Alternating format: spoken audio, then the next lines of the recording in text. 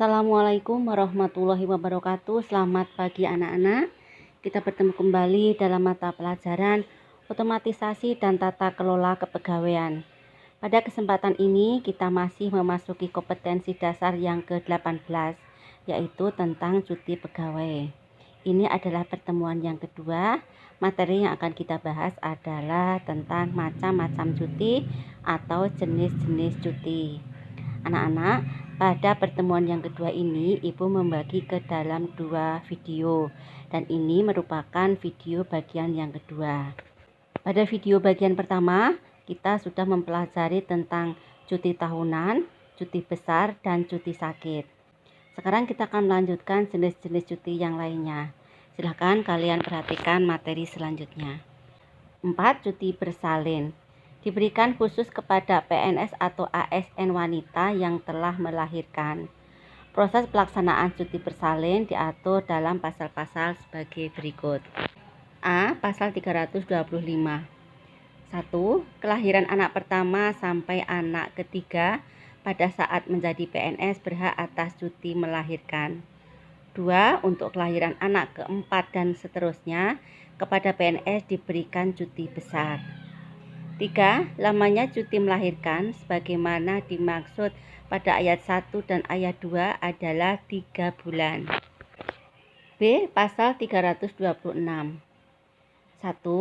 Untuk menggunakan hak atas cuti melahirkan sebagaimana dimaksud dalam pasal 325, PNS yang bersangkutan mengajukan permintaan secara tertulis kepada PPK atau pejabat yang menerima delegasi untuk memberikan hak cuti melahirkan.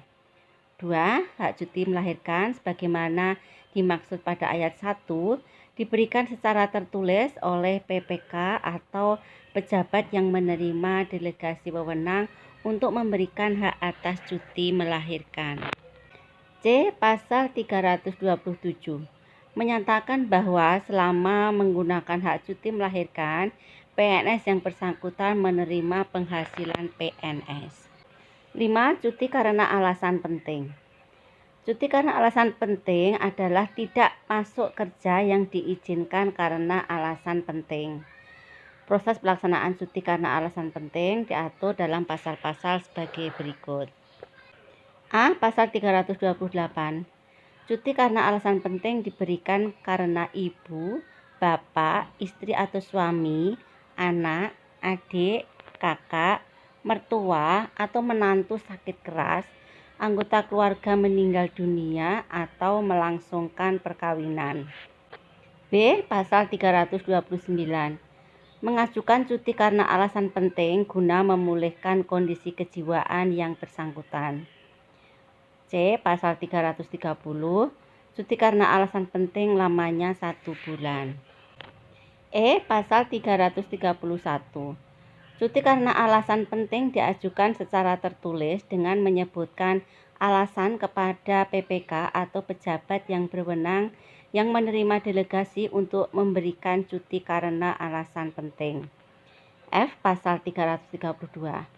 Selama menggunakan hak atas cuti karena alasan penting, PNS yang bersangkutan menerima penghasilan PNS.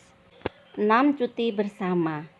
Cuti bersama merupakan jatah cuti bagi karyawan yang biasanya diberikan jika ada perayaan hari besar keagamaan, khusus bagi perusahaan swasta. Aturan ini berlaku dengan memotong jatah cuti tahunan karyawan. Proses pelaksanaan cuti bersama diatur dalam pasal 333 dinyatakan bahwa 1. Presiden dapat menetapkan cuti bersama. 2. Cuti bersama sebagaimana dimaksud pada ayat 1 tidak mengurangi hak cuti tahunan.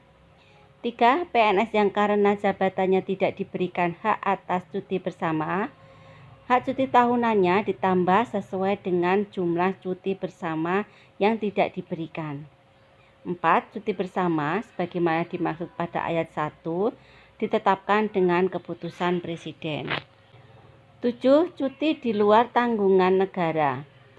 Cuti di luar tanggungan negara dapat diberikan kepada PNS yang telah bekerja sekurang-kurangnya 5 tahun secara terus-menerus dan adanya alasan-alasan pribadi yang penting dan mendesak. Proses pelaksanaan cuti di luar tanggungan negara diatur dalam pasal-pasal sebagai berikut. A. Pasal 334. A. PNS yang telah bekerja paling singkat 5 tahun secara terus-menerus karena alasan pribadi dan mendesak dapat diberikan cuti di luar tanggungan negara. 1. Cuti di luar tanggungan negara paling lama 3 tahun. 2. Jangka waktu cuti di luar tanggungan negara sebagaimana dimaksud pada ayat 2 dapat diperpanjang paling lama 1 tahun apabila ada alasan-alasan yang penting untuk memperpanjangnya. B. Pasal 335. 1. Cuti di luar tanggungan negara mengakibatkan PNS yang bersangkutan diberhentikan dari jabatannya. 2. Jabatan yang menjadi lowong karena pemberian cuti di luar tanggungan negara harus diisi. C. Pasal 336.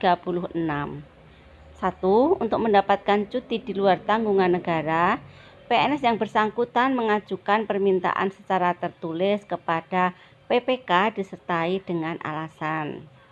2. Cuti di luar tanggungan negara hanya dapat diberikan dengan surat keputusan PPK setelah mendapat persetujuan dari Kepala BKN. 3. PPK sebagaimana dimaksud pada ayat 2 tidak dapat mendelegasikan kewenangan pemberian cuti di luar tanggungan negara. 4. Permohonan cuti di luar tanggungan negara sebagaimana dimaksud pada ayat 3 dapat ditolak. D. Pasal 337. 1. Selama menjalankan cuti di luar tanggungan negara, PNS yang bersangkutan tidak menerima penghasilan PNS. 2. Selama menjalankan cuti di luar tanggungan negara, tidak diperhitungkan sebagai masa kerja PNS. 8. Ketentuan lain terkait cuti. Selain ketentuan-ketentuan yang dijelaskan sebelumnya, terdapat ketentuan-ketentuan lain yang berkaitan dengan cuti. Berikut adalah pasal-pasal yang memuat ketentuan lain mengenai cuti PNS. A. Pasal 338. 1. PNS yang sedang menggunakan hak atas cuti sebagaimana dimaksud dalam pasal 310 huruf A, huruf B, huruf E, dan huruf F dapat dipanggil kembali bekerja apabila kepentingan dinas mendesak. 2. Dalam hal PNS dipanggil kembali bekerja sebagaimana dimaksud pada ayat 1, jangka waktu cuti yang belum dijalankan tetap menjadi hak PNS yang bersangkutan. B. Pasal 339. 1. Hak atas cuti sebagaimana dimaksud dalam pasal 310 huruf A sampai dengan huruf E yang akan dijalankan di luar negeri hanya dapat diberikan oleh PPK. 2. Dalam hal mendesak sehingga PNS yang bersangkutan tidak dapat menunggu keputusan dari PPK sebagaimana dimaksud pada ayat 1, pejabat yang tertinggi di tempat PNS yang bersangkutan bekerja dapat memberikan izin sementara secara tertulis untuk menggunakan hak atas cuti. 3. Pemberian izin sementara sebagaimana dimaksud pada ayat 2 harus segera diberitahukan kepada PPK. 4. PPK setelah menerima pemberitahuan sebagaimana dimaksud pada ayat 3 memberikan hak atas cuti kepada PNS yang bersangkutan. C. Pasal 340. Menyatakan bahwa ketentuan mengenai cuti sakit, cuti melahirkan, dan cuti karena alasan penting berlaku secara mutandis terhadap calon PNS. D. Pasal 341 yang menyatakan bahwa ketentuan lebih lanjut mengenai tata cara pemberian cuti diatur dalam peraturan Kepala BKN. Anak-anak, demikian tadi materi tentang macam-macam cuti pegawai atau jenis-jenis cuti pegawai itu ada 7 ya. Assalamualaikum warahmatullahi wabarakatuh. Selamat pagi.